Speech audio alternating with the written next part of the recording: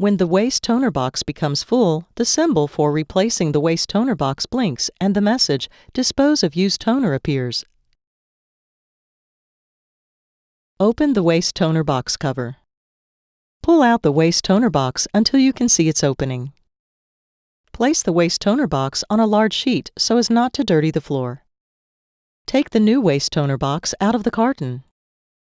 Put the used waste toner box in the plastic bag and seal it with adhesive tape. Clean the LED print heads.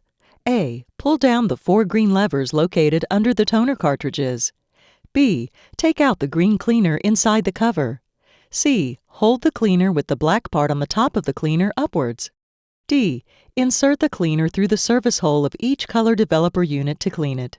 E. Insert the cleaner all the way in and then pull it back out. Repeat 3 times for each color. When finished cleaning the LED print heads, return the 4 green levers. F. Attach the cleaner with its top on the right and its holding side on the left. Push a new waste toner box into the slot until it stops. Close the waste toner box cover.